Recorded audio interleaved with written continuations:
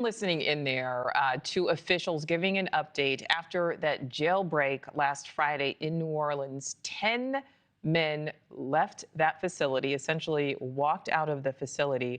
4 of the 10 escapees are back in custody. 6 are still on the run. Those sounds like officials giving an update to local New Orleans lawmakers and facing some tough questions as the manhunt is very much still on. So let's get out to News Nation's Mills Hayes. She is live for us there in New Orleans. Mills, what is the latest?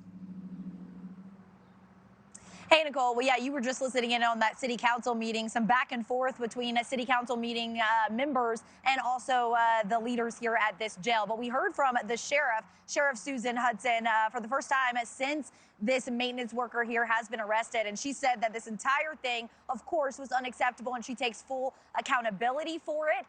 Now, we know, according to the Attorney General's office, that 33-year-old Sterling Williams, he was a maintenance office worker within the Sheriff's Department. He was arrested, and according to the arrest affidavit, he told investigators that there was an inmate, a light-skinned black male with tattoos that he identified as Massey, that told him that if he did not turn off the water in the cell that they were in, then he would shank him.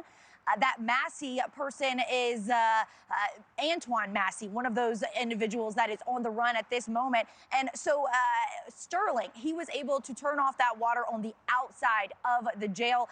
And when he did that, gave the inmates the ability to actually be able to go behind. It was a sink toilet combination.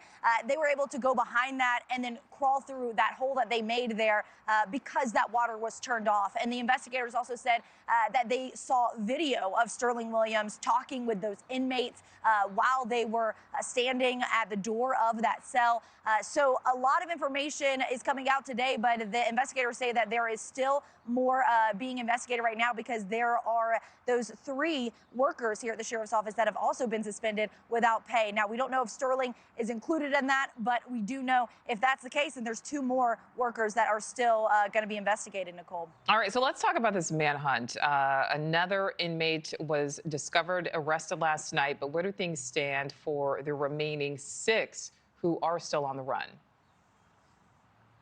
Right. Well, law enforcement is still very much looking for the 6 men that are on the run at this moment, including one of those 6 that is a convicted murderer. And we know that Louisiana State Police are the lead investigators here. They say that there are more than 200 officers that are looking for these suspects. And we also know that they have said that they could potentially be out of state. Of course, yesterday we just saw that new arrest. So the 4th inmate was captured northeast of downtown New Orleans, just less than 20 minutes outside of the city, actually near the New Orleans airport. So at least one of those, all 4 of those inmates actually that have been captured have been found here in the New Orleans area. 2 were actually found on surveillance camera in the French Quarter just hours after the escape. And so now we are waiting for the more information about those other 6. But we are talking about 6 escaped inmates who have charges ranging from for second-degree attempted murder, burglary, aggravated assault, domestic abuse. So we're talking about some dangerous people that are on the loose, and there's definitely some concern from people within the community, especially victims' families, about these people still being out there, Nicole. Thank you for watching. Subscribe below and download our News Nation app right now on your phone, and you will get fact-based, unbiased news for all Americans.